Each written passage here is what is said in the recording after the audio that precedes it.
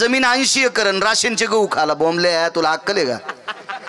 हा कॅनल गेला तुझ्या शेतातून 80 एकर जमीन आहे मोरंडी तुला आणि राशनच्या दुकानाला रांगील लागला हलकाटा तुला लाज वाटते का? 80 एकर जमीन असून राशनचे गहू का तू घेऊ नको असं म्हणत नाही पण पेरणं एखादा एकर कॅनल गेला ना तुझ्या रानातून म्हणजे एवढी जमीन असताना जर त्याला उत्पन्न होत नसेल तर त्याला निरर्थक म्हणलंय आणि एवढा खर्च करून जर तुमच्यातलं एक व्यसन सोडित नसेल तर तुमचा खर्च सगळा मातीत गेला. विठाला विठाला विठाला विठाला विठाला विठाला.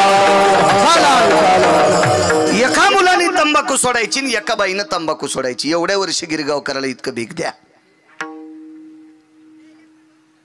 तुम्हाला ज्ञानोबा तुकोबारायचा आशीर्वाद लाभेल. फक्त एकाच बाईनं सोडा एवढ्या वर्षी आणि एकाच तरुणानं. पुढच्या वर्षी किरण हे प्रशांत मला सांग रे कोणी कोणी सोडली म्हणून हो तरच मग कीर्तन घ्या नाहीत काय घेऊ नका काही गरज नाही. विठाला विठाला विठाला विठाला.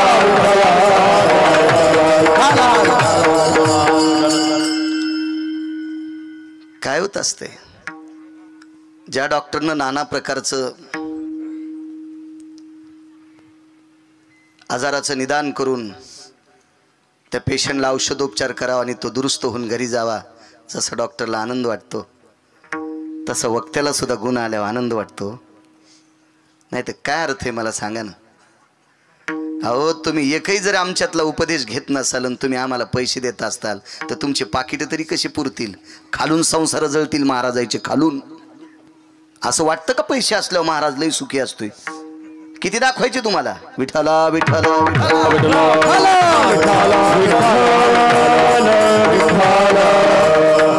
म्हणून ही क्रांती करा. माझ्या रयतेच्या राजाच्या सानिध्यात तरुणांना पुनश्च एकदा धन्यवाद देतो. मृदंगाचार्य नंदू महाराज त्यांच्या विद्यार्थ्यासह आहेत त्यांनाही धन्यवाद. या परिसराला लाभलेली गाय नक्षत्रातली गान कोकिळा रविदादा महाराज गोड त्यांचा आवाजावर प्रभुत्व ते आहेत. त्यांच्या बाजूला आदरणीय भाऊसाहेब महाराज आहेत. त्यांच्या बाजूला स्वामी महाराज आहेत. आदी करून संस्थेचे विद्यार्थी चोपदार माफ करा तुम्ही नाचत जात होते तुम्हाला रद्द केलं कारण आपल्या वारकरी संप्रदायाचा दंड विना हा शांत पद्धतीत द्यायला पाहिजे. आता नवीन काढे ढिकचॅक ढिकचॅक ढिकचॅक ढिकचॅक ह्या आपल्या पद्धती नाहीत. निदान गिरगावकर असल्यावर नाचायचं नाही. बाकी ज्याला आवडत आहे का त्या महाराजाला घेऊन नाचा. विठाला विठाला विठाला.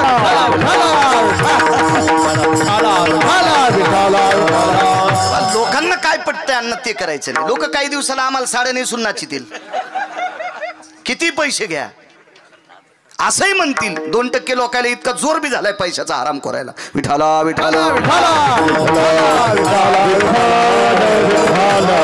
पुनश्च एकदा मस्तक माझा पायावरी या वारकरी संतांच्या माझ्या ज्ञानोबा तुकोबारायच्या नामाचा जयघोष करणाऱ्या वारकऱ्यांना दंडवत करतोय. तुम्हा सज्जन श्रोत्यांना प्रणाम करतो. साऊंड सिस्टीमवाल्यांना सुद्धा धन्यवाद. आणि या कार्यक्रमाचं आयोजन करणारी सर्व तरुण मंडळी मोठ्या श्रद्धेनं भावयुक्त अंतकरणाने रयतेच्या राजाचा जन्मोत्सव सोहळा साजरा करता. महाराज त्या राजाचे विचार अंतकरणात ठेवा. देव तरुणांनो तुमचं फार भलं करेल. विठाला विठाला प्राप्त प्रसंगी निवडलेला अभंग काम क्रोध नाही अंगी तोची नर जन्मला जगी. ज्यानं कामावर जय प्राप्त केला तो नर आहे. आणि काम्या नावाचा हा हरामखोर 1 नंबरचा जगात बदमाश आहे हा काम्या.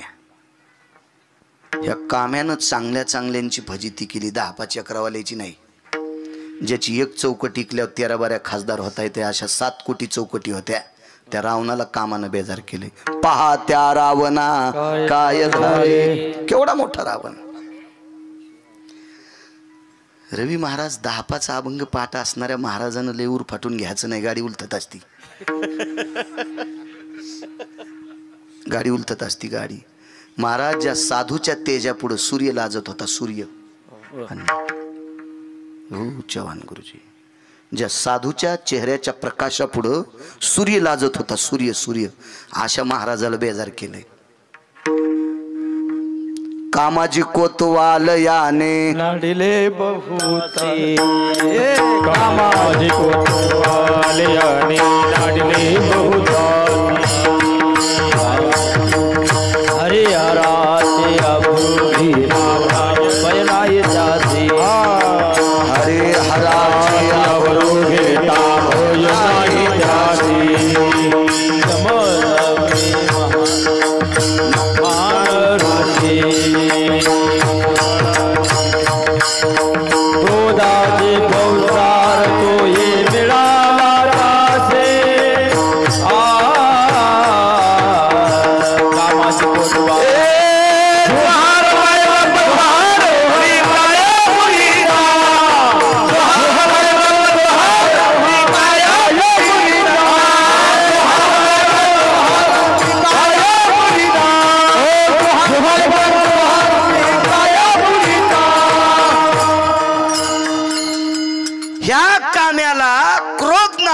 फौजदार भेटला.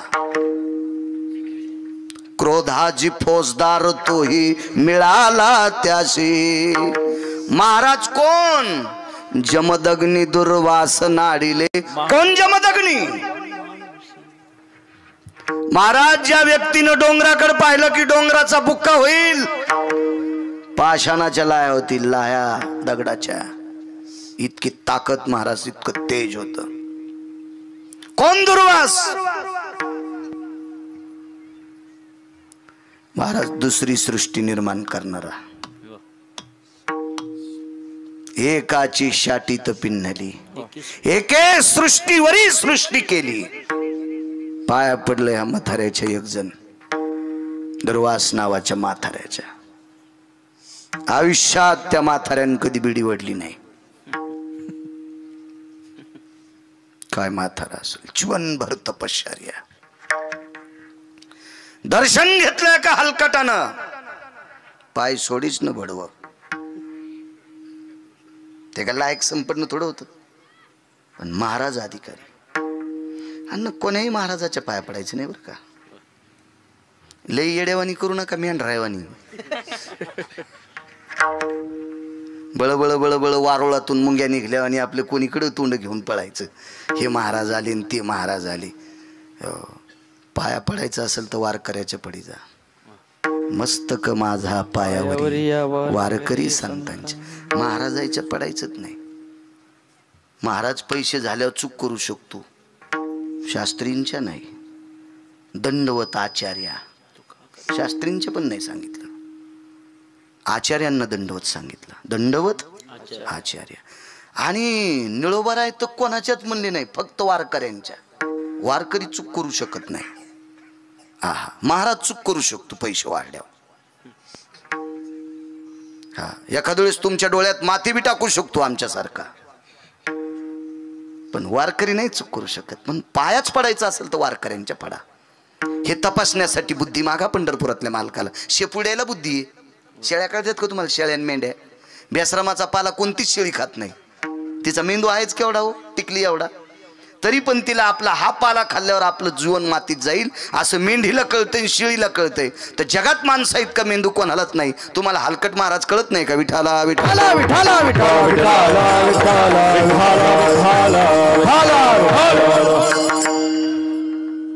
तपस्वी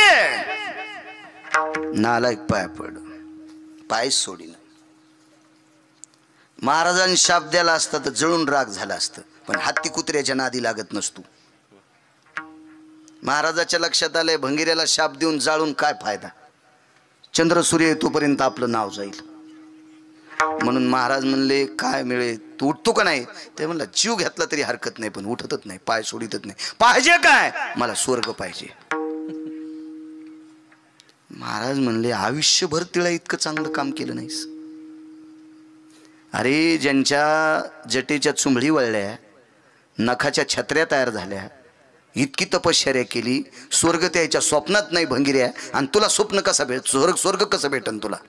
ते म्हणले मी किती पापी असू द्या, पण पाय तुमचे धरलेत ना. आलिंगन संताचिया दिव्य झाली माझी काया, मस्तक हे पाया वरी त्यांच्या ठेविता. तुम्ही पवित्र आहात, तुमच्या पवित्र पायावर डोकं ठेवलंय, माझा उद्धार करा. महाराज तसे रागीटच होते. धरला असं कंबरड आणि संदेश फेकलं वरी. स्वर्गात जाऊन पडणार, पण स्वर्गाच्या पायरीवर एक माणूस होता.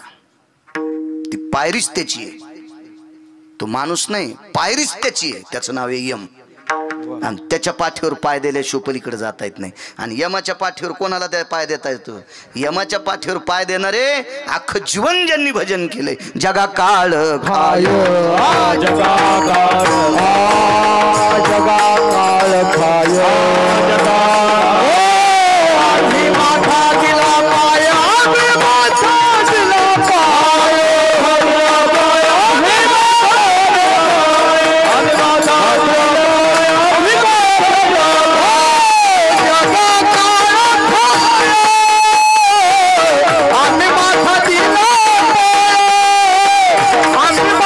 दिला पाय, माथा दिला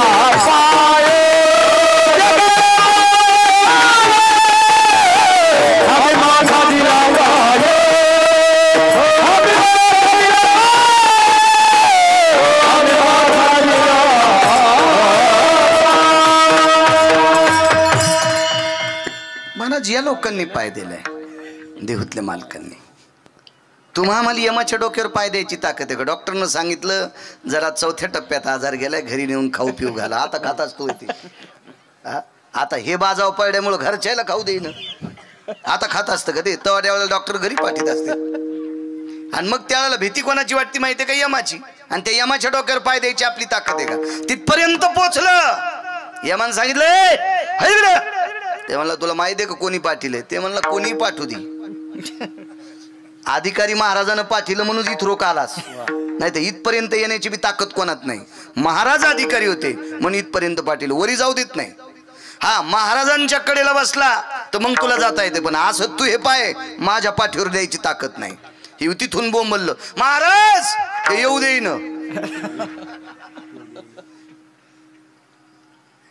महाराज म्हणले कोण रे दे? यमन सांगितलं माय बाप दक्षिणेचा राजा मी यम आहे, जाऊ दे ना रे. जाऊ द्यायला हरकत नाही मालक, तुमच्या स्पर्शाने हे पवित्र झालं, इथपर्यंत आलं. पण याचे पाय अजून कर्मानं अपवित्र आहेत, माझ्या पाठीवर ठेवायची लायकी नाही. महाराजाच्या लक्षात आलं खरंच याच्या पाठीवर पाय द्यायची लायकी नाही आणि याला स्वर्ग नाही. ते वरून म्हणलं महाराज तुमच्यात स्वर्ग द्यायची ताकद नाही तर मला फेकलं कशाला? पाहावलात किती खराब होती. तुमच्यात स्वर्ग द्यायची ताकद नाही तर मला फेकलं कशाला? मला असं चोंबळ्या गप्पा आवडत नाहीत. अशा प्रकारे मग त्या ठिकाणी बरं का, आणि काय त्यांना फेकलं बरं का, आणि तो यम येऊ देत नव्हता बरं का, आणि महाराज ते मला येऊ देईन ममुल्या कुठला. या चोंबळ्या गप्पाने आता पुढे काय सांगू? कीर्तन सांगन काय फुकी तू का आम्हाला? महाराज ते येऊ देत नाही, तुमच्यात ताकद नव्हती तर फेकलं कशाला? काय साधू होता महाराज. स्वर्ग दुसरा तयार केला की एके सृष्टीवरी सृष्टी केली, दुसरा प्रतिसृष्टी निर्माता. काय ताकद असेल महाराज. महाराज त्याही साधूला या काम्यान बेजार केले, त्याने त्याही महाराजाला बेजार केलं. तर 10-5 अभंग पाठ असणाऱ्याला तर काम खाऊन टाकीन काकडी सारखा. जरा हिशोबात राह. नुसत्या अभंग पाठ केले याची रवरव नको. ज्याच्याशी लग्न केलंय ती सोडून जगातल्या प्रत्येक स्त्रीला माय म्हण. अख्खं जग तुला डोक्यावर घेऊन नाचील. त्याला काम जिंकणं म्हणतात. हरिहराची आभरू घेतो. हरी म्हणजे पंढरपुरातला मालक आणि हर म्हणजे काशीतला मालक. या दोघायला पण बेजार केलंय. महाराज काशीतल्या मालकाच्या अंगावर एकदा कपडे राहिले नाही. त्रिशूळ गेले, डमरू गेले, गेले व्याघ्रांबर ग. दिगंबर रूप झाला, झाला पंचानन ग. दिगंबर रूप झाला, झाला पंचानन ग. मालकाची परीक्षा मालकिनीनच पाहिली. मालकीन कोण? पार्वती आई साहेब. भिल्लनीचं रूप धरलं. भिल्लनीचे रूप धरी, रूप धरलं भिल्लिनीचं. भिल्लिनीच्या पाठी लागे, लागे पंचानन ग. दिगंबर रूप झाला, झाला पंचानन ग. किती बेजार. आणि मग शिवजीच्या लक्षात आलं या भडव्या कामानं आपलं जरा वाटोळ करून टाकलं. म्हणून कालच्या पौर्णिमेच्या दिवशी शिवजीनं काम्या जाळला. त्याच्या पुरता, फक्त त्याच्या पुरता. तुमच्यासाठी नाही जाळला. तुमच्यासाठी अजून जित्ताचे, तुमच्यासाठी माझ्यासाठी जित्ताचे. हिशोबात राहा. कहा आपलं वाजीन काही सांगता येत नाही. पंढरपुरातल्या मालकानं कामानं बेजार केलं. उरुंदेचं चरित्र पहा. पंढरपुरातले मालक 350 तीर्थापैकी एका तीर्थात दगड होऊन पडले. गंडकियो तीर्थराजायाम यत पाषाण भवस्थिता शालिग्रामायती अवस्थायाम नारायणो प्रयशशी. काय ताकद महाराज. देवाला दगड व्हावं लागलं. दगड इतकी हरीची आबरू घेतली. कपडे सोडावे लागले, इतकी हाराची आबरू घेतली. इतका काम आहे खराब. आणि ह्या कामाला ज्यानं जिंकले तो नरे विठाला विठाला विठाला विठाला विठाला विठाला. महाराज कामाला जिंकणारे साधू या भारत देशात फार आहेत. म्हणून भारत देशाचं अस्तित्व टिकून आहे. तुमच्या माझ्यासारख्या भंगिऱ्यामुळे नाही. ज्यांनी ज्यांनी काम जिंकलंय असे साधू प्रत्येक प्रांतात असतात. तुम्हाला एक सांगू का, तुमच्यात कोणाला कीर्तन करता येत नाही, एक बी अभंग पाठ नाही, पण असा तुमच्यात एखादा असू शकतो की पत्नीच्या व्यतिरिक्त जगातल्या प्रत्येक स्त्रीला तो माय म्हणतो. महाराज त्याच्यामुळे जग टिकून आहे. काय कीर्तन करतो म्हणजे लई शहाणा आहे का? हा? पाठ पाठ अंतर कोणाला नव्हतं. या देशाचे राष्ट्रपती APJ अब्दुल कलाम जातीनं मुस्लिम होते, तरी गीता पाठ होती, तरी गीता पाठ होती. अशी कितीतरी दाखवीन तुम्हाला. महाराज झाला म्हणजे मोठा नसतो. गिरगावकराचं तुम्ही ऐकता याच्याकरता गिरगावकर मोठा नाही. गिरगावकरांनी स्वतःच्या पत्नीच्या व्यतिरिक्त जगातल्या प्रत्येक स्त्रीला माय आणि बहीण म्हणावा, तर त्या गिरगावकराला ज्ञानोबाराय तुकोबारायच्या दरबारात त्यांच्या पायाला चिटकलेल्या मातीच्या जवळ उभं राहायची ताकद. अन्यथा यमाला सुद्धा कळणार नाही, भडव्या तुला कोण्या नरकात टाकावा, नरक स्वतंत्र करावं लागेल यमाला सुद्धा. इतकं विचित्र कारभार आहे. चला, अशी साधू या भारत देशात झाली. त्यांनी काम जिंकला म्हणून त्यांना नर म्हणायचं. एक एक यादी ऐका. मग रयतेचे राजा छत्रपती शिवाजी महाराज या चौकटीत बसतेत का? ऐका ना, पुढे ऐका. जितका मला आशीर्वाद देताल तितका बोलण्याचा प्रयत्न करेल. महाराज, या देशाला लाभलेला द्वापार युगातला एक राजा, त्या राजाने राज्याचा त्याग केला, तारुण्याचा त्याग केला, जीवनभर ब्रह्मचर्य स्वीकारलं, जगातल्या प्रत्येक स्त्रीला माय शब्द वापरला, बहीण लेख नाही, फक्त माय शब्द वापरला आणि तारुण्याचा रास केला. तारुण्याचा रास केला. तारुण्याचा 22.5 वर्षाचं तारुण्य बाबांना देऊन टाकलं. 95 वर्षाचे वडील 22.5 वर्षाचे केले आणि 22.5 वर्षाचा मुलगा 55 वर्षाचा झाला. जरी एखाद्याला विद्या असली, उदाहरणार्थ माझ्याकडे विद्या आहे, येरी म्हणायलो मी, आणि मी जरी एखाद्या घरी गेलो आणि एकच सांगितलं, मुलानं बापाला तारुण्य दिलं तर बापाला जातंय, पण बापाचं म्हातारपण मुलाला येतंय, महाराष्ट्रात एक तरी मुलगा सापडेल का? रविभाऊ सापडेल का स्वतःचं तारुण्य बापाला देणार आणि बापाचं म्हातारपण? महाराज तरी सापडेल का? कशाला लोकांचे उकंडे उकरायचे आपण? माझे वडील आता 90ला गेले. जर आज असते आणि एखादा व्यक्ती म्हणला असता, महाराज तुमचं तारुण्य तुमच्या वडिलाला द्या आणि वडिलाचं म्हातारपण तुम्हाला घ्या. राजू, माईकवर बोलणं लय सोपं असतंय, अनुकरण करणं फार अवघड असते. बोल बोलता सोपे, पुढचं घरी गेल्यावर म्हणा. कोणालाही बोला वाटतंय माईकवर. अंमलात अंमलात एखाद्याच्या हातात जर माईक दिलं विठ्ठलांना तर धर्मावर इतका गोड बोलन आणि ते एकादशी पाळीत नाही. एकादशीच्या दिवशी धाब्यावर बोंबलत गेला पिसाळलेल्या डुकरासारखं आणि माईकवर धर्म सांगतो. सुंबळ्या हराम खोरा, तू लायकी का धर्म सांगायची? विठाला विठाला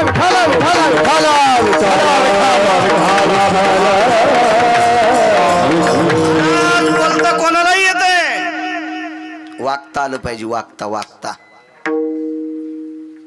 वागता आलं पाहिजे. माझ्या लहानपणी एक तमाशा गाजला, मी काय पाहिलं नाही, पण पाहणाऱ्या लोकांनी सांगितलं त्या तमाशात एक असा ओघ होता, तो ओघ म्हणजे श्रावण बाळाचा. तर त्या तमाशातल्या लोकनाट्यातल्या त्या तमाशातल्या नायकाने, कोण त्याचा मालक असेल, त्यानं ते ओघ इतका रंगवला की श्रावण बाळाचं चरित्र तमाशातला ओघ पाहिल्याच्या नंतर तो प्रत्येक व्यक्ती रडत होता. त्या अर्थी चरित्र किती दाखवलं असेल. प्रत्येक माणूस रडत होता की श्रावणाचा अंत कसा झाला, त्याचे आई वडील अंध कसे होते, त्याच्या आई वडिलांना काशीला घेऊन कसा चालला, राजा दशरथाने कसा बाण मारला, हे पाहिल्याच्या नंतर प्रत्येक जण रडत होता. म्हणजे आई वडिलाविषयी लेकराचं आणि आईचं प्रेम हे तमाशातले लोक सुद्धा दाखवतात. कीर्तनकार सांगतात काय नवल नाही, विठाला विठाला विठाला विठाला विठाला. अरे दाखवतात तमाशातल्या लोकांना येते. आई कशी असती तमाशातल्या लोकांना दाखवता येते. यांना बाप कसा असतोय हे तमाशातल्या लोकांना दाखवतोय तू गुगे. मुलांना आई वडिलावर कसं प्रेम करावं नंदुबुवा हे तमाशातले सुद्धा सांगू शकतात. पण अनुकरण मग आता मी आई सांगत असेल, कोणी बाप सांगत असेल, कोणी मुलगा सांगत असेल, कोणी लेख सांगत असेल, काय नवलाची गोष्ट आहे आमची. आम्ही वागणं गरजेचं आहे. मी तर सांगत असतो जो मृदंगाचार्य, जो गायक आणि जो कीर्तनकार संप्रदायातला मायबापाला सांभाळीत नसेल आणि तुम्ही पाकिट देत असाल तर तुम्हाला सुद्धा नरक भेटणार. विठाला विठाला विठाला विठाला विठाला.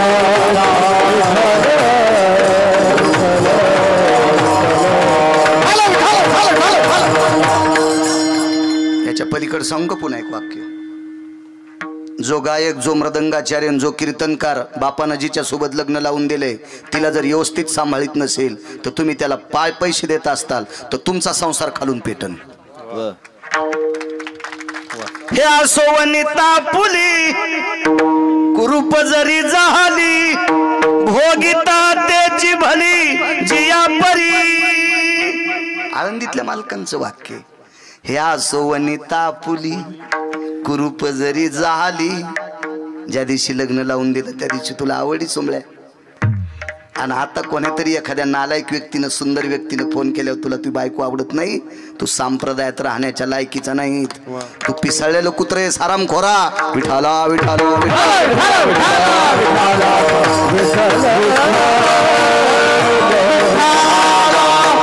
लक्षणे शुद्रा घरी आघवी पक्वान्य हाती बरवी ते दिजे केवी सेवावी दुर्बळू झाला. गावरान तुपातले पदार्थ आहेत. मरायची वेळ जरी आली तर शुद्ध कर्म करणाऱ्या ब्राह्मणानं ते खायचे नाही. विठाला विठाला विठाला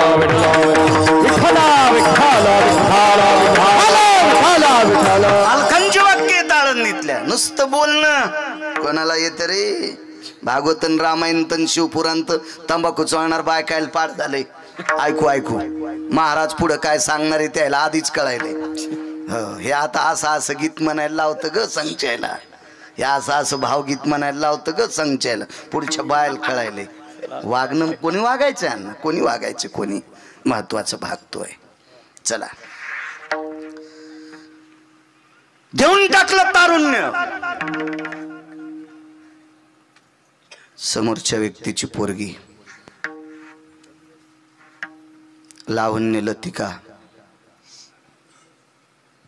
दर्शन घेतलं 95 वर्षाच्या पोरानं. डोक्याचे दाढीचे सगळे केस पांढर शुभ्र झालते आणि 14.5 वर्षाच्या मुलीचं दर्शन घेतलं. माय तुझ्या चरणी दंडवत. कोण आपण? मी 2 नंबरच्या घोड्यावर बसून आलतो. तो 22.5 वर्षाचा तरुण मीच होतो. 2 तासात 95 वर्षाचे म्हातारे कसे झाले? त्यांनी सांगितलं माय माझ्या वडिलाला तू आवडली होतीस आणि तुझे बाबा माझे वडील म्हातारे असल्यामुळे देत नव्हते, म्हणून माझं 22.5 वर्षाचं तारुण्य मी माझ्या बाबाला देऊन टाकलं ग. आणि बाबाचं 95 वर्षाचं म्हातारपण मला घेतलंय. तू माझी आई आहेस. श्रुती नावाची पत्रकार मध्यशी होती. जगातली पहिली पत्रकार श्रुती होती. तिच्या अगोदर कोणी पत्रकार झालं नाही, नंतर खूप झाले. श्रुती नावाची पत्रकार मध्यशी असताना 95 वर्षाच्या पोराला 14.5 वर्षाच्या मुलीनं प्रश्न केला. आल्या आल्या मला तुम्ही आवडला होतात, पण तुम्ही घोड्यावरून उतरायच्या अगोदर मला माय म्हणलात, त्यावेळेला लक्षात आलं माझ्यासोबत लग्न करीत नाहीत. तुम्ही मला माय का म्हणलात? श्रुती साक्षीला आहे. 95 वर्षाच्या मुलाचे डोळे पाणावले आणि सांगितलं, बाई तुला माय याच्या करता म्हणलो, माझ्या बाबाला आवडली. बाबाला आवडलेली स्त्री आई असते, याच्या करता तुला माय म्हणतोय. श्रुती नावाच्या पत्रकाराच्या सानिध्यात प्रश्न केला, याच्यानंतर जर काम उत्पन्न झाला तर तुम्हाला स्त्री कोणी देईल का? नाही उत्पन्न होणार. काम जाळून टाकलाय. काम जाळला ग माय, कामाला पेटून दिले माय, आता काम शिवणार नाही. रागाच्या भरा स्त्रीचा राग आला तर जोपर्यंत या शरीरात प्राण आहे तोपर्यंत बाईवर शस्त्र धरणार नाही. आधा कदा म्हातारपणात कोणी दिली तर नाही.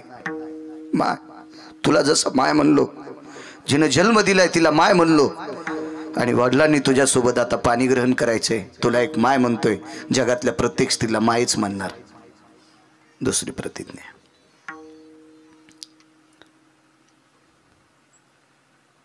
राजा जर केलं तर नाही, मरेपर्यंत खुर्चीवर बसणार नाही. आपल्याकडे वैभव असलं की त्याला मोठं म्हणतात. आमचा मित्र म्हणला, मला 13 लाखाची गाडी झोपायला आणि गोळ्या खाऊन झोपतो. काय तू महाराज पण फुकून द्यायचं का? 13 लाख रुपये खर्च करून गादी आणली आणि तुला झोप येत नाही गोळ्या खाल्ल्याशिवाय? काय तुझ्या महाराजपणाला किंमत आहे? समाधान ज्याच्या अंतकरणात नाही त्याला 1 कोटीची गादी असली तरी काय करायची? समाधान नाही त्याच्याकडे. जीवनभर खुर्चीवर बसणार नाही. काय त्याग आहे महाराज.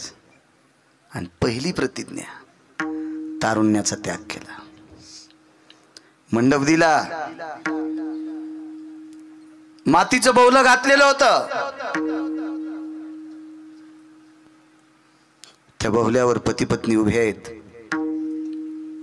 समोर पाट टाकलेला आहे, चौरंग टाकलेला आहे. 22.5 वर्षाचा नवरदेव आहे, 14.5 वर्षाची मुलगी. मागचा काळ सांगतोय मी, आताचा नाही. आता कमी वयाच्या मुलीचं लग्न करायचं नाही, शास्त्र कायद्याचा दंडक आहे. आपल्या भारतीय संस्कृतीतील कायद्याचा तो दंडक आहे, त्याचं अनुकरण करा. मागचा काळ सांगतोय मी, मागचा. दोघाच्या मधात अंतरपट धरला. अंजुळीत अक्षदा पंढरपुरातल्या मालकाच्या हातात होत्या. सांदीपनी सारखे महर्षी होते.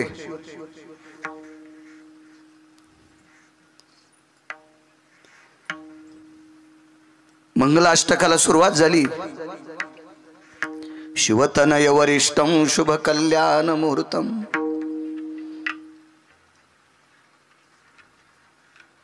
चार मंगलाष्टक झाली. 5व्या मंगलाष्टक वेदीचं मंगलाष्टक आहे. आपली लग्न फार विचित्र असतात. एखादा मोठा माणूस आला की पुन्हा लग्न लांबत. नालायक मित्र जमा झाले की पुन्हा लग्न लांबत. काय वाटत असन रयतेच्या राजाला? कशाला पत्रिका छापता, कशाला टाइम काढता, कशाला मुहूर्त काढता?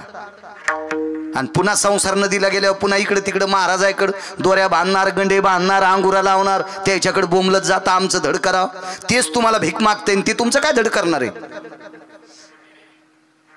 आपलं धड होण्यासाठी आपण नियमात वागा. आपलं धड होण्यासाठी आपण नियमात वागा. पंढरपुरातला मालक आपलं वाईट करणार नाही. वाक्य ऐका गरीबाचं.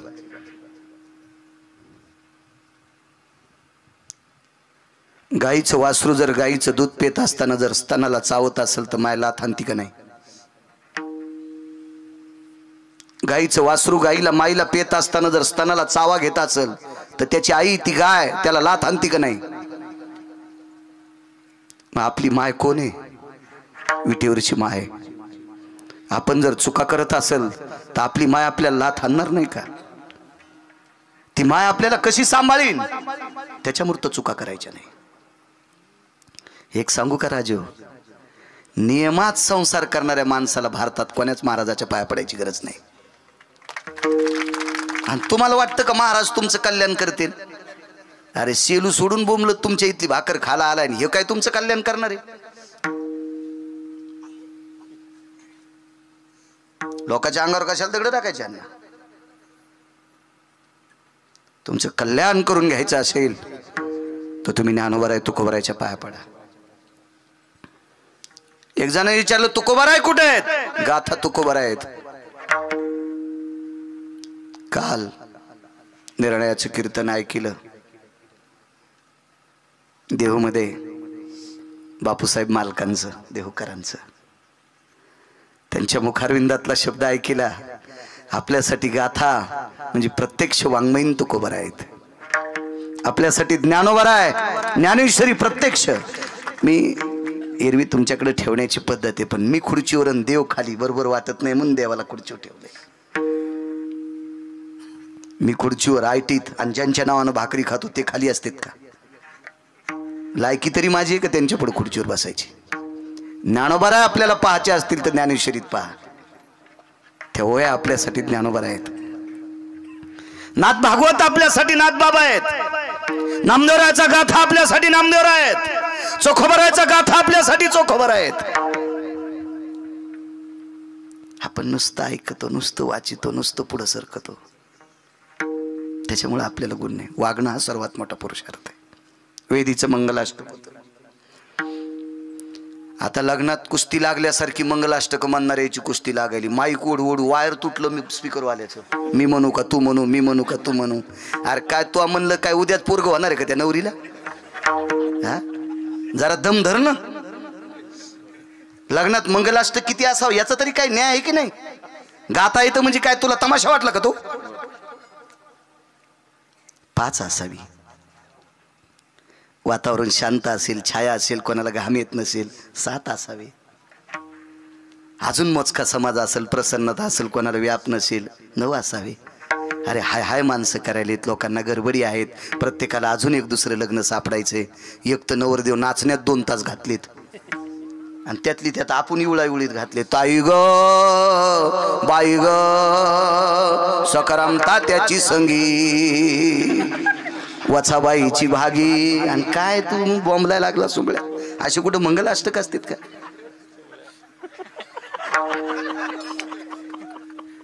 हा हे बा, हा म्हणणाऱ्याचा दोष नाही रवी महाराज.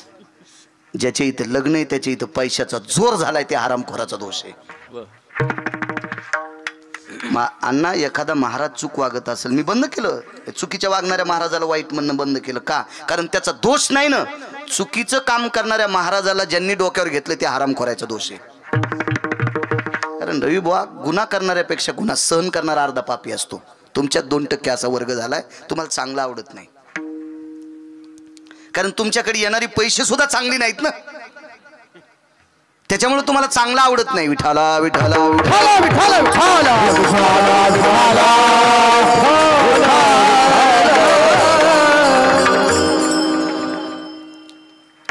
विधीच्या मंगलाष्टकाला वेळ होता.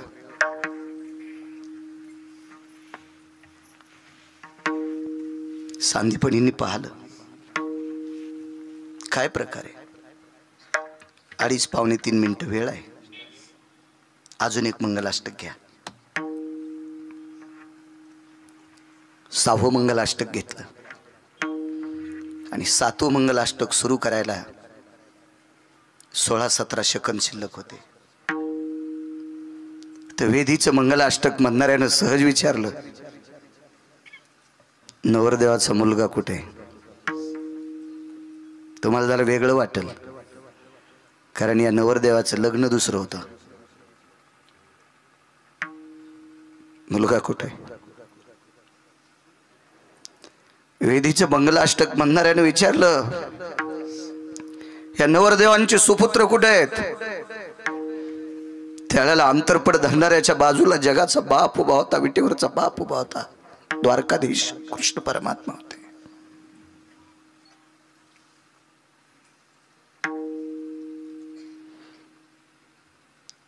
सांदीपणीने बोट केलं. मंडपाच्या खोपऱ्यात बसलेला तो मुलगा आहे. 95 वर्षाचा मुलगा, पांढरी शुभ्र दाढी झालेली, डोक्याचे केस पिंगट झालेले, हातातल्या अक्षदात चळचळ हात कापत होता. बुडदाबून धरली अक्षदाला, विटेवरच्या मालकाचा उंदका दाटून आला आणि सांदीपनीला मिठी मारली. गुरुदेव, 95 वर्षाचा मुलगा? हो प्रभू. स्वतःच तारुण्य बापाला दिलं आणि बापाचं म्हातारपण घेऊन मंडपाच्या कोपऱ्यात बसला आणि बापाचा संसार सुखात व्हावा म्हणून 95 वर्षाचं म्हातारं पोरग बापाच्या अंगावर अक्षदा टाकते. त्या मुलाचं नाव आहे पितामह भीष्माचार्य. भीष्माचार्य महाराज काम जिंकला, काम जिंकला. आता छत्रपती शिवाजी महाराजांची सांगड कशी घालायची? महाराज 8 पत्न्या असताना, 8 पत्न्या, रयतेच्या राजाला 8 पत्न्या. त्याच्यानंतर कल्याणच्या सुभेदाराची सून अमावस्याच्या रात्री जिच्या अंगाचा प्रकाश पडला होता. अरे काळ्या रात्री चमकत होत जिच्या रूपाचं ऊन, अशी देखणी होती एका मुस्लिमाची सून. एकच वाक्य लक्षात ठेवा. अमावस्याच्या रात्री जिच्या अंगाचा प्रकाश पडतोय ती सुंदर किती असेल रवी दादा? हा एक वाक्य लक्षात ठेवा शब्द. आणि एक शब्द लक्षात ठेवा, तिला पाहुणी आई म्हणाला राजा तो शिलवान. महाराज अमावस्याच्या दिवशी जिच्या अंगाचा प्रकाश पडतोय, काळ्या रात्री, अमावस्याची रात्र, जिच्या अंगाचा प्रकाश पडतोय, एवढी सुंदर विरोधकाची सून. याच्यापेक्षा सांगायचं जातीच्या बाहेरची होती, मुस्लिमाची होती, पण तिला सुद्धा आई शब्द वापरला. महाराज भीष्माच्या चौकटीत बसलेला राजा आहे आणि म्हणून म्हणून म्हणून तोचे नर जन्मला जगी म्हणून मालक पहिल्या कडव्यात म्हणतात, काम क्रोध नाही अंगी, काम क्रोध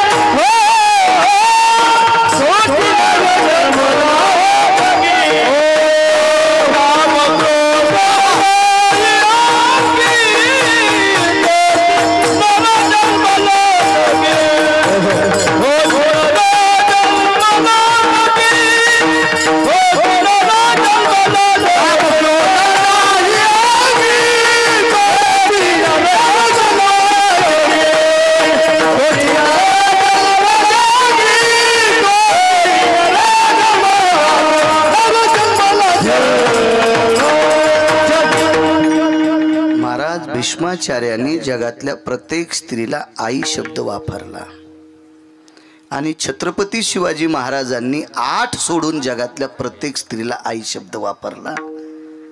ही जाण ज्याला आहे तो जाणता राजा, तो राजा जाणताय. अरे जिकडं जाईन तिकडं त्याचं लुगडं वाळत, त्या भागात त्याला जाणता राजा म्हणणाऱ्याच्या जिभेला किडे पडतील. झोपीतून उठायच्या आधी जीभ गळून पडल. काही बी पदव्या कोणाला नका देत जाऊ. ते का जहागिरी का आपल्या बापाची कोणालाही पदव्या देणं. चला पुढे. आई साहेबांनी एका व्यक्तीला बोलून घेतलं अयोध्येतल्या मालकिनीनं. त्या मालकिनीचं नाव जगदानंद कंद जगतपती मर्यादा पुरुषोत्तम रामचंद्रांच्या धर्मपत्नी विश्वाची आई सीताई साहेब. एका व्यक्तीला बोलून घेतलं. पुरुषार्थी व्यक्ती आहे. त्या पुरुषार्थी व्यक्तीचं नाव आहे पवनसुत मारुतीराय. किती पुरुषार्थ, किती पुरुषार्थ, किती पुरुषार्थ. तुम्हाला जर आपल्या पुराणाविषयी अस्मिता असेल तर ऐका. ज्याला आपलं पटत नाही का त्या भंगिरेने कीर्तनात यायलाच नाही पाहिजे. सांप्रदायिक कायला कशाला याचं आराम करायनं. ज्यांना आपलं आवडलं पाहिजे, आपलं आपलं आपलं आवडलं पाहिजे. किती पुरुषार्थ. मला सांगा, माझ्या देहूतल्या मालकांचं वाक्य आहे, पती आणि पत्नी एकत्रित आल्याशिवाय अपत्य होऊ शकत नाहीत. पण जगाच्या पाठीवर एक वेगळा पुरुषार्थ होता मारुतीरायाच्या. भुभुक्काराने अपत्य होत होती स्त्री राज्यात. म्हणून देहूतल्या मालकांनी त्यांना नमस्कार केलाय. शरण शरणजी हनुमंत शरण शरणजी हनुमंता तुम्हाले रामदूता तुम्हाले रामदूता तुम्हाले रामदूता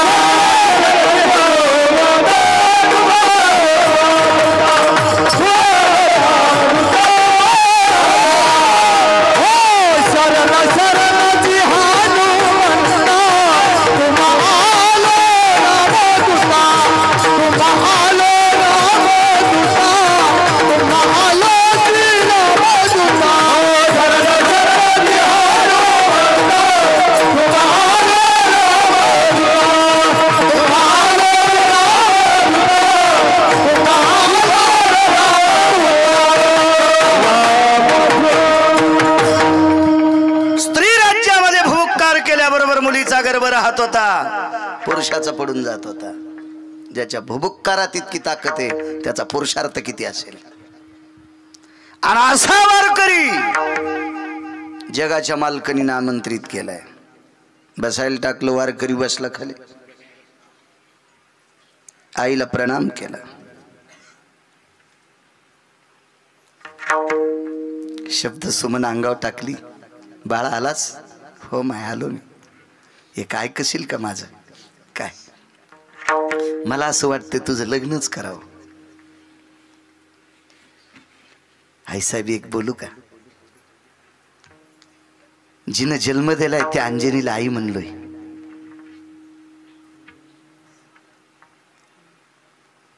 त्याच्यानंतर असं ठरवलं जगातल्या प्रत्येक स्त्रीला आईच म्हणायचं. आता कोणाशी पाणी ग्रहण करायचं नाही. बाळा तुला मी सांगते, आईसाहेब तुम्ही जरी सांगत असाल तर माझा नियम आहे. माझ्या नियमात ढवळाढवळ नकोय, नकोय माझ्या नियमात ढवळाढवळ नकोय.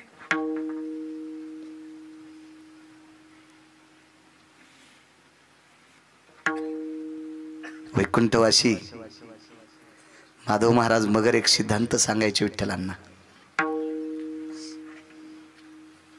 अण्णा सोडत नाहीत वयाच्या मानाने. इतकं वय असलं तरी परिसरात येतात माझ्यासाठी. रविदादा माधव महाराज मगरांचा एक सिद्धांत होता. मारुतीरायनं विश्वाच्या मालकाला एक विनंती केली, संसारातल्या लोकांना चांगलं वागलं तर मी सुख देईल, पण मला संसारातल्या लोकांच्या जवळ जागा देऊ नको. म्हणून गाव जिले हनुमान बहार. म्हणून मारुतीरायाची मंदिर शक्यतो येशीच्या बाहेर असतात. येशीच्या बाहेर मारुतीरायाची मंदिर. म्हणजे संसारात तर पडलीच नाही, संसारिकाच्या जवळ. अहो दुसऱ्याचा संसार मोड्याला दुरुस्त करण्याची ताकद. जगाच्या बापाचा संसार मोडला, मर्यादा पुरुषोत्तम रामचंद्राचा. सीताई साहेब रावणानं हरण केल्या म्हणजे लय संसार सरळ होता का? पण जगाच्या बापाचा मोड्याला संसार दुरुस्त करण्याची ताकद ज्या मारुतीरायात, ते मारुतीराय संसारिकापासून लांब. जगातल्या प्रत्येक स्त्रीला आई शब्द उपमा दिली. आई आई आई आई आई.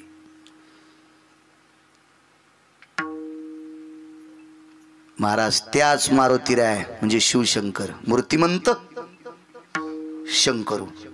रायरेश्वराची कृपा झाली रयतेच्या राजावर. रायरेश्वर म्हणजे कोण? शिवजी शंकर. आणि मारुतीराय म्हणजे कोण? शंकर. हे गिरगावचा बाळू सांगतो पण ऐकायचं का? आळंदीतल्या मालकांचं वाक्य. ध्वजस्तंभावरी वानरू. अण्णा इतका शब्द वापरला आळंदीतल्या मालकाने. आणि पानाखाली शेपूट घातली, लिहू लागले. शेपूट घातली पानाखाली. पाहिलं मारुतीराय आपण? हो. मी तुम्हाला माझ्यात वाननेर पाहता? आळंदीतल्या मालकांना प्रश्न केला, माझ्यात वानर पाहता? आळंदीतले मालक म्हणजे प्रभू रामचंद्र, महाविष्णूचा अवतार, सखा माझा ज्ञानेश्वर, म्हणजे प्रत्यक्ष राम. आणि मालकाला प्रश्न केला, मालक माझ्यात वानर पाहता? ध्वजस्तंभावरी वानरू, माझ्यात वानर बघता? पानाखाली शिपटीचा गोंडा घातला आणि मग सांगितलं, हनुमंता पुढे ऐक ना राजा, मूर्तिमंत शंकर, ते मूर्तिमंत शंकर. आळंदीतल्या मालकांचं वाक्य. मारुतीराय शिवजी, रायरेश्वर शिवजी, आणि त्या रायरेश्वराच्या कृपेने चालत असलेला 8 पत्न्याचा संसार. महाराज एका लिंगावर रक्ताचं स्नान घातलं. अशुद्धातिरगता, रक्त हा शब्द चुकीचा आहे. रगत भारतीय संस्कृतीतला खरा शब्द आहे रगत. अभिजात दर्जा आहे मराठीला, कुठे टिंब देत जाऊ नका. रगत हा शब्द आहे. रगताचा अभिषेक केला शिवजीच्या पिंडीवर. प्रतिज्ञा गोडशी होती, पण महाराज या प्रतिज्ञा टिकवण्यासाठी मागची खरी प्रतिज्ञा होती, या विश्वातल्या माय बहिणीचं कुंकू शाबीत ठेवावा, या विश्वातल्या माय बहिणीची इज्जत साबूत ठेवावा, त्यांची प्रतिष्ठा कायम राहावी, याच्याकरता रगत स्नान घातलं. महाराज दुसऱ्याच्या स्त्रीचं, विश्वातल्या स्त्रीचं कल्याण व्हावं असं ज्याला वाटतंय त्यानं स्वतःची पत्नी सोडून जगातल्या प्रत्येक स्त्रीला माय म्हणावा. मारुतीरायासारखा पत्नी नसताना जगातल्या प्रत्येक स्त्रीला माय, 8 पत्न्या सोडून प्रत्येक स्त्रीला माय शब्द वापरला. म्हणून ज्या मारुतीरायाला जी नरपदवी आली का, तीही नरपदवी छत्रपती शिवाजी महाराजांना होती. म्हणून पैठणचे मालक पहिल्या कडव्यात काम क्रोध नाही अंगी तोची नर जन्माला जगी, तोची नर जन्माला जगी, तोची नर जन्माला जगी.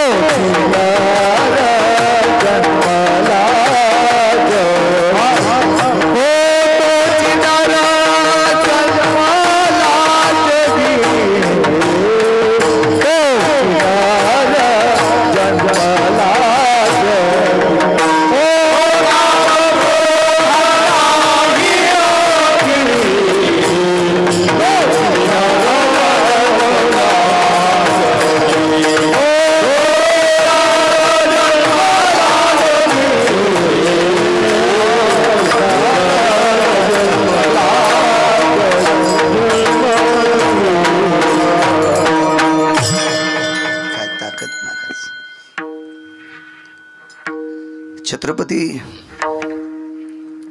शिवाजी महाराज वारकरी संप्रदायातले होते. वारकरी संप्रदायाचे अनुयायी होते.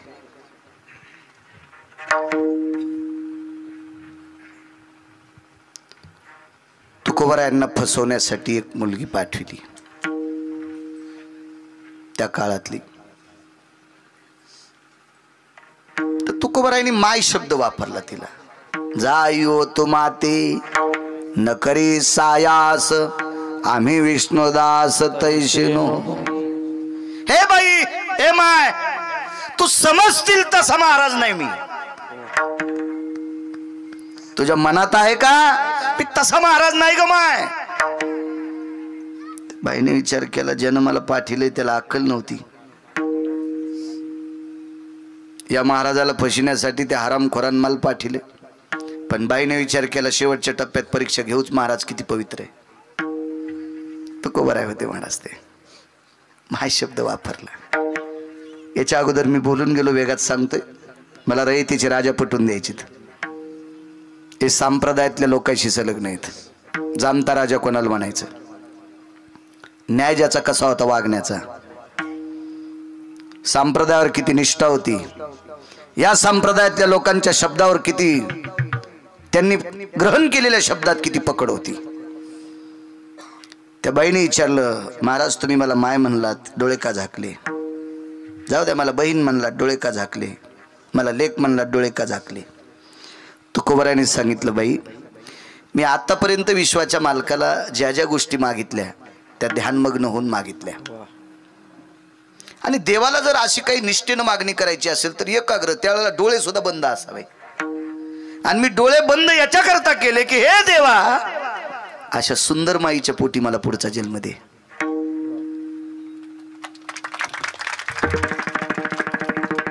आठ लोकांच्या बाबतीत प्रसंग आला, त्याच्या पुन्हा एक व्यक्ती सांगतो. महाराज त्या स्त्रीनं तुकोबारायला एक प्रश्न केला, मला सुंदर माय म्हणण्यापेक्षा माझ्यासोबत जर लग्न केलं आणि दोघांच्या प्रपंचात आपल्याला सुंदर आपत्य जन्माला आली, त्या भारत देशाची ती विरेज होतील. तुकोबाराने तिला माय शब्द वापरला. बाई बाबांनी 2 स्त्रियाशी लग्न लावून दिलं, एक जिजाबाई आणि एक रुक्मिणी.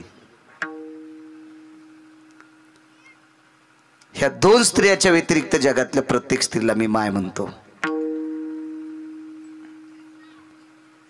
जर योग आला तर पुढच्या जन्मात तुझ्यासारख्या सुंदर माईच्या पोटी मला जन्म भेटावा अशी मागणी करीन.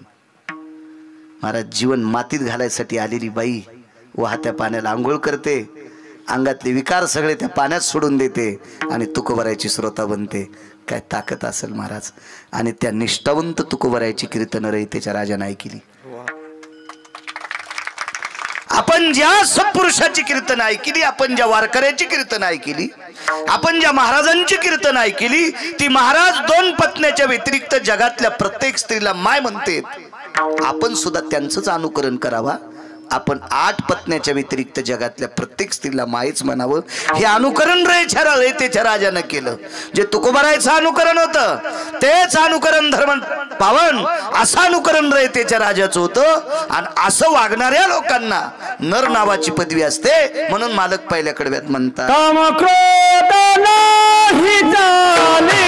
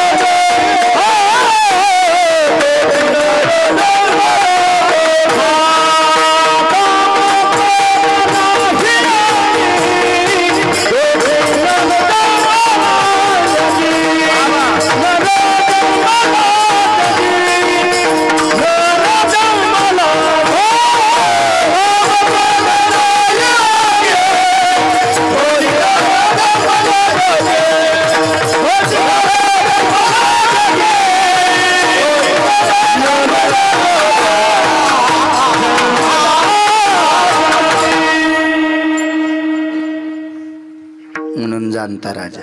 ऐका पुढे. 12 जानेवारीला जन्म झाला राष्ट्रमाता जिजाऊ आईसाहेबांचा.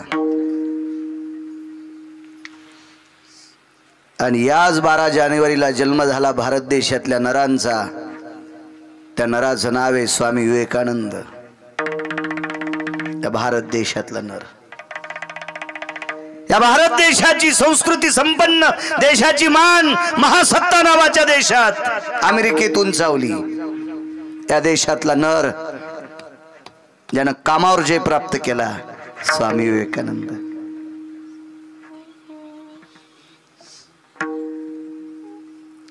राजातला आणि विवेकानंदातला फरक सांगतो. तुम्ही प्रत्येक चरित्राला राजा जुळवा, फक्त जरासा मेंदू घासा. कारण शहाणा गौंडी दगड बसण्यासाठी हातुडा आणि छनी त्याच्या जवळ असती. कानाकोपरा काढून ते दगड बसीत असतो. भाऊ संदीप ते दगड बसीत असतो. तो दगड तसा आपल्याला जर एखादं शास्त्र जुळवायचं असेल तर ती बुद्धी घासा. बघा ही लोक किती अधिकारी होती. कोणाला म्हणते जाणता राजा. महाराज छत्रपती शिवाजी महाराजांचे घोडे जरी एखाद्या शेतकऱ्याच्या शेतातून गेले असतील, भरल्या पिकातून, तर ती स्वारी झाल्याच्या नंतर न्यायाधीश रस्त्यानं फिरत होता. कोण्या कोण्या रस्त्यानं घोडे गेलेत. आणि ज्या रस्त्यातून शेतकऱ्याच्या पिकातून, उभ्या पिकातून जर घोडे गेले असतील, तर त्या शेतकऱ्याच्या पिकाचा, भाजीच्या देठाचा सुद्धा हिसाब न्यायाधीशानं घरी नेऊन द्यायचा. कारण आपण रयतेचा कारभार करत असताना या शेतकऱ्याचं नुकसान झालंय. त्याच्या शरीरातलं रगत घामाच्या रूपानं मातीत टाकलंय आणि त्यानं लेकरासारखं पीक उगवलंय. ते पीक जर घोड्याच्या पायानं तुडवलं असेल तर त्याचा पै हिसाबाची चुकती न्यायाधीशाच्या हातानं त्याच्या मालाचं मोल करून न्यायाच्या चौकटीत बसेल असं द्रव्य त्या शेतकऱ्याच्या घरी न्यायाधीशाच्या हातानं नेऊन द्यायचं. हा ज्याचा न्याय होता, इतकी जाण त्याला होती, तो जाणता राजा छत्रपती शिवाजी महाराज. इतका जाणता, निवडून आल्यावर काच खाली करीत नाही. काय जाणता, वा वा वा वा वा. निवडून याच्या आधी गुलूबशार झालेलीच्या पण पाया पडतो. माझ्याकडे लक्षात ठेवा. ती माझ्याकडे बघू लागली. म्हणलं मी नाही तुझ्या पाया पडत, ते पडे त्याच बटन दाब. मी नाही उभा राहिलो आणि राहणार नाही.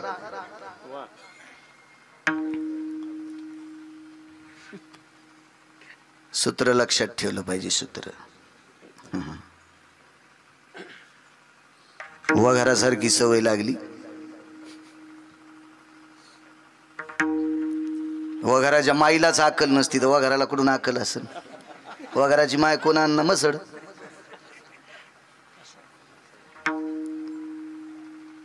ज्या गाईला डोळे त्या गाईचं जर मेलेलं वासरू समोर टेकला असेल, जर गाय पाणवली तर जीवनभर कीर्तन करणार नाही.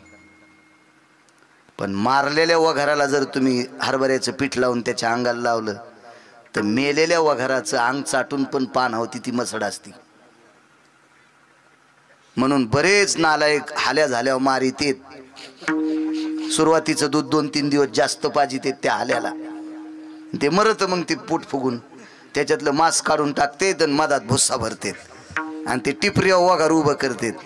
त्या वघाराची माय बी अशीच वघारी. ती त्याला पाहून पाना चोरीती, सोडीती, दूध सोडीती. त्याला पाहून, मेलेल्या वासराला पाहून जी दूध सोडीती, तिचं दूध खाल्ल्या तुमचे लेकरं असे गुबगुबीत होते का? ते बी गेल्या पोटाचेच. झोपताना गोळ्या, उठताना गोळ्या. वरण खाल्लं की पोटात स्टो पेटतो, पोहे खाल्लं की बॉयलर पेटत. गाईच्या दुधात अशी ताकद असते का? कधीच चूक करणार नाही गाय.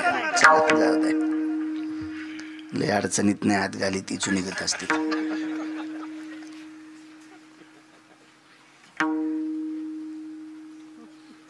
विवेकानंदांचा पुरुषार्थ पाहला.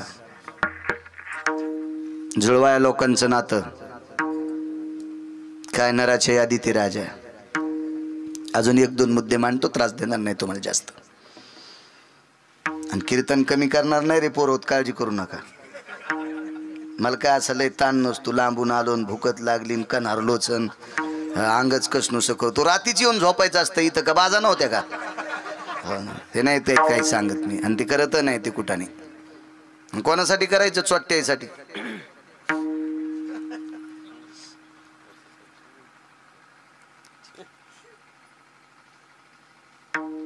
बाई पुढे आली, मोठ्यांचं वाक्य सांगतोय. विठला विठला विठला विठला.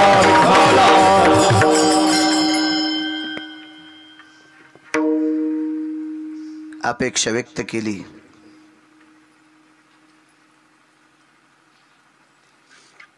मला तुमच्याशी लग्न करायचंय. महाराज ते विवेकानंद होते. तुमच्या मायासारखा भंगिऱ्या थोडाच होता कोणाच्या नादी लागायला.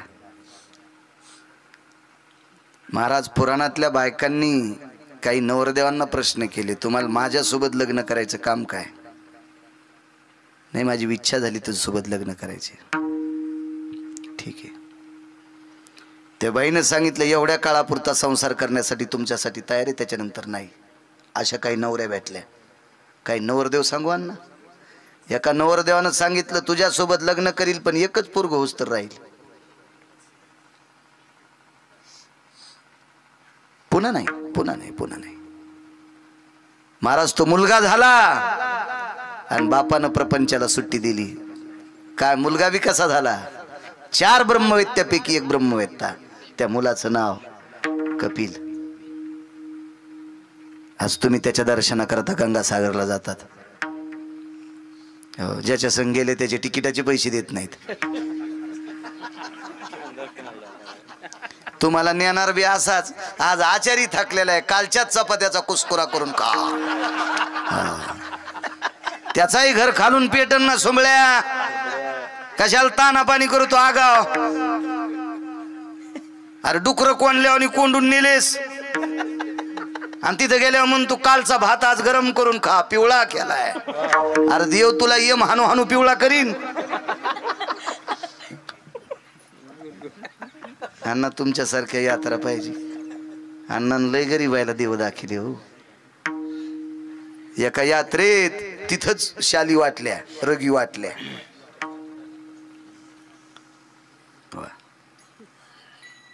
तुमच्या इतकं जरी नाही करता आलं तर आपण ज्याच्याकडून द्रव्य घेतले त्याची सोय रवी महाराज व्यवस्थित करायची, तरी यात्रा करायची. हो, नाहीतर आपल्याला अशा यात्रा करायला लागेल. आपल्याला पुढचा जन्म मुंगळ्याचा. आणि मुंगळ्याचं माहितीये का तुम्हाला? बुडातून शेंड्यावर जातो आणि शेंड्याहून पुन्हा बोंबलत खाली मुंगळा बुडाला येतो. झाडावरी मुंगळा करियर झारा.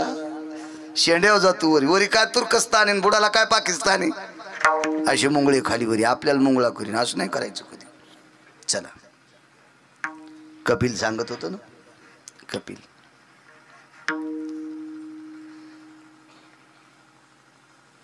अशी काही नवरदेव, अशा काही नवऱ्या त्या भारत देशात जन्माला आल्या.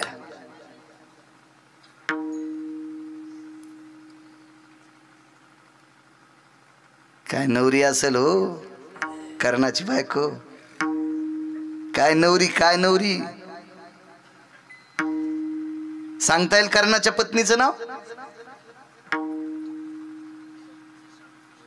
वृषाली. वाह, शब्बास, क्या बात आहे. असं लक्षात ठेवलं पाहिजे. वृषाली. लग्नात नवऱ्यानं खापर दिलं हो.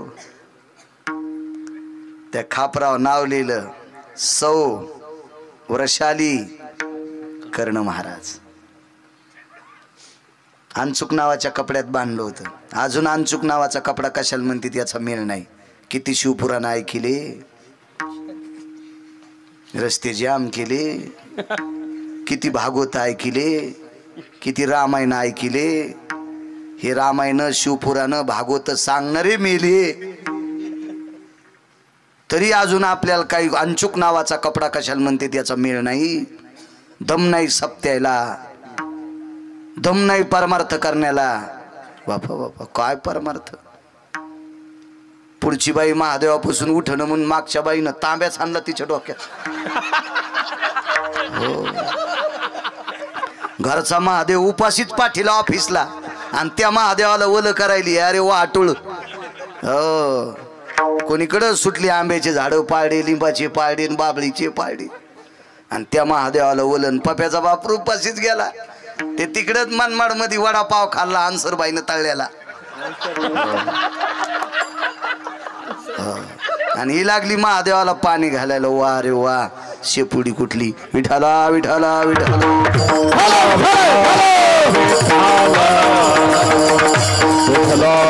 मानितच नाही माझ्या ज्ञानोबर आहे तुकोबर आहे ह्या न्यायाला मानित नाही. महादेवाला किती कळशा पाणी घातलंस आणि पांडुरंगाला किती मंजुळा वाहिल्या सांगूच नको. कपडाच्या मालकाला किती जीव लावला ते सांग. इथं जी बाई आपल्या मालकाला पोटच्या पोरा इतका त्याचं शरीर सांभाळते, अशी कोणी बाई असेल तिला चपला सगट प्रणाम. ओळखायची ताकद माझ्यात नाही, पण अशी कोणी असेल तर तिला प्रणाम. इथं आपल्या मायबापाला पोटच्या लेकरा इतका जर कोणी जीव लाईत असेल, असा कोणी सद्ग्रस्त असेल तर त्याला बुटा सगट दंडवत. कारण नवऱ्याचं पालन करणाऱ्या स्त्रीला विश्वाचा मालक भेटतोय, तिची देवावरी सत्ता. तुका म्हणे पतिव्रता तिची देवावरी सत्ता, तिची देवावरी सत्ता, तिची देवावरी सत्ता.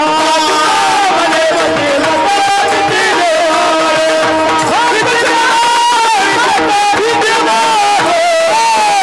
तुका म्हणे पतिव्रता तिची देवावरी सत्ता, तिची देवावरी सत्ता.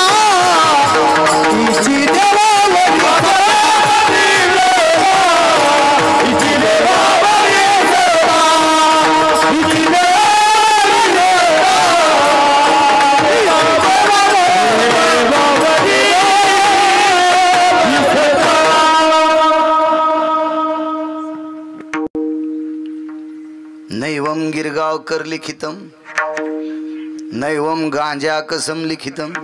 हे गांजा फुक्यान लिहिले का? आपल्या मालकावर अतूट प्रेम करणाऱ्या स्त्रीची देवावर सत्ता असते. देवावर या या या विठ्ठलराव या. अण्णा ते न्यार करीत.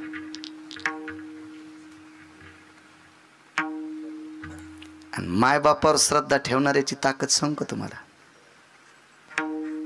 मी प्रत्येक कीर्तनात सांगत असतो, जो मायबापाचं दर्शन दिवसात एकदा घेतो का त्यानं भारतातल्या कोण्याच महाराजाच्या पाया पडायचं नाही. हा न्याय जर चुकत असेल आणि कोणी महाराजांना मला सांगावं, त्याचं नाव सांगा मला, मी त्याला बोलतो. कारण आई वडिलाचं दर्शन एकदा घेणाऱ्याला कोण्याच महाराजाच्या पाया पडायची गरज नाही. आणि सकाळ दुपार आणि संध्याकाळ 3दा घेणाऱ्याला पंढरपुरातल्या मालकाच्या पण पाया पडायची गरज नाही. याच्या पलीकडे सांगू का? आई वडिलाचे डोके मांडीवर घेऊन त्यांना झोपी घालणाऱ्या मुलानं जगाचा बाप अजून उभा केलाय. योगी 28 विटेवरी उभा भिरकाविली विट. हे देवा, वेळ नाही. आई बाबा झोपलेत आणि मी जर उठलो तर त्यांची झोप मोडते बरं का देवा. झोप मोडते झोप. म्हणून तुला वेळ असलं तर थांब. त्यावेळेस पासून वीट फेकली अण्णा, अजून उभंच आहे. फक्त मायबापाची सेवा. एका रुपयाची तपश्चर्या केली नाही, एका 4 आण्याचं अन्नदान केलं नाही. याच्या पलीकडे सांगतो कोणताच उपास धरला नाही. आहा, आणि कुठंच नाचला नाही. फक्त मायबापाची सेवा केली. म्हणून जगाचा बाप उभं करण्याची ताकद पुंडलिकात आहे. तुमच्यात का नाही? तुम्ही महाराजाच्या पाया पडताना मायबापाला नीट बोलत नाहीत. तुम्ही ज्या महाराजाच्या पाया पडताल तो महाराज धोत्रा सगळं जळण. हो, पण आमच्या लोकांचं काही संबंध नाही. मायबापाला नका काही विचारीनं, मला पाकिट दे, मला पैसे दे, मला पैसे दे. त्या भडव्या महाराजाला बी नरक आणि त्या यजमानाला बी नरक. विठाला विठाला विठाला विठाला.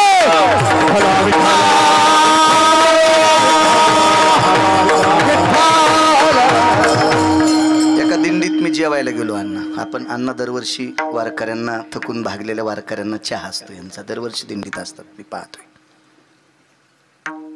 नारकर एका दिंडीत मला जेवायचं आमंत्रण आलं, मी गेलो.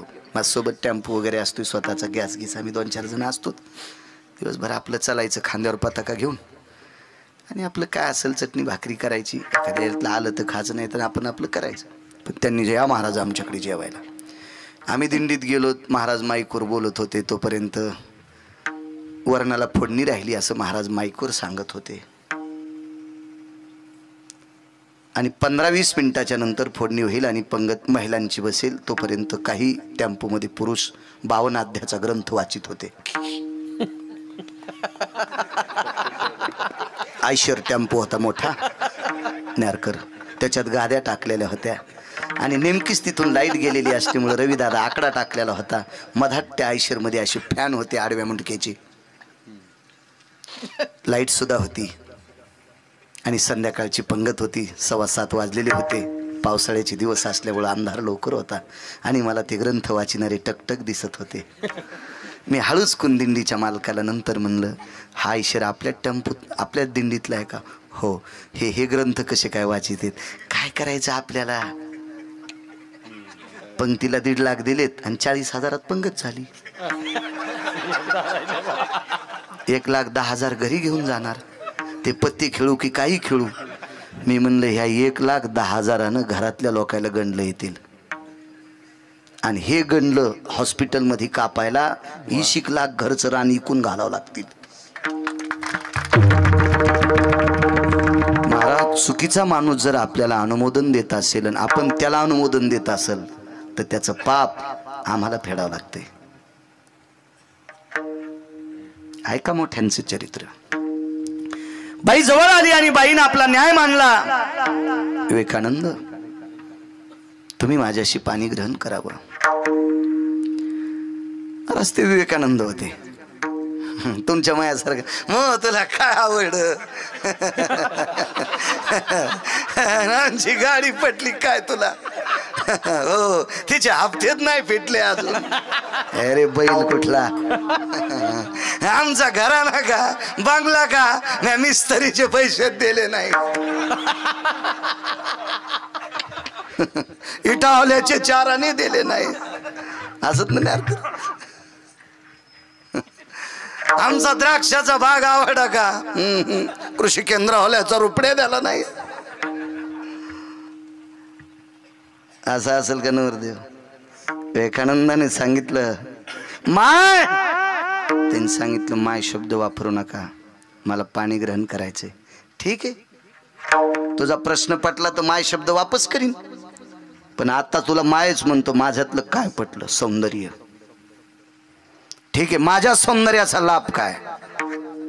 आपल्या प्रापंचिक जीवनामध्ये सुंदर अपत्य भारत देशाला मिळतील. बाई, ते फार लांबचा विचार करतेस का तू? आताचा विचार करणं, मलाच पोरग म्हणणं.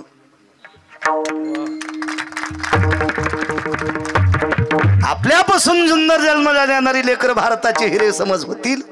तुम्हालाच पोटचा मुलगा समजणं, मी तुला माय समजितो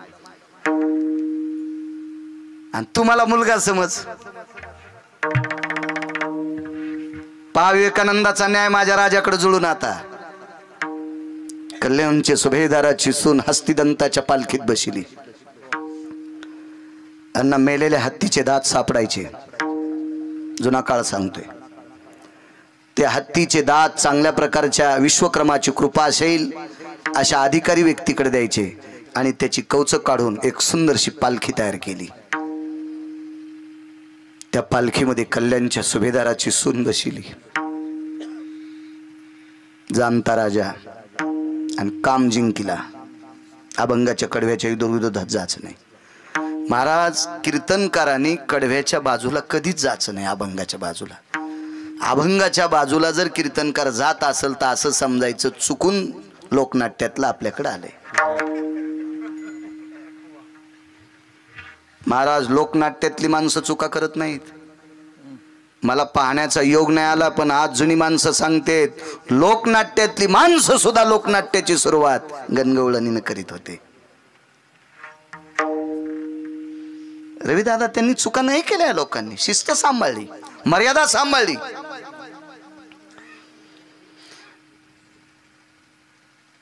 पालखीत बसलेली. थांबा रे. पालखीची मल्ल थांबल्या गेली. छत्रपतींचा आवाज. लट लट लट लट लट लट जीव आतमध्ये कापत होता. भरजरी पैठणी पितांबर नेसलेला होता. खना नारळानं ओटी भरली होती छत्रपती शिवाजी महाराजांच्या धर्मपत्नीने. कल्याणच्या सुभेदाराची सून एका मुस्लिमाची सून होती. अमावस्याच्या रात्री जिचा प्रकाश पडला होता. मगाशी बोलून गेलो, वेगळं चरित्र सांगतोय, पुढे ऐका. कशाला न्यायवंत राजा म्हणतात? जाणता राजा. महाराज, काय माझ्या देहूतल्या मालकांचा विवेक असेल, त्यांनी छत्रपतींना जाणता राजा पदवी दिली. जाणता राजा, जाणता. थांबा रे. थांबले गेली.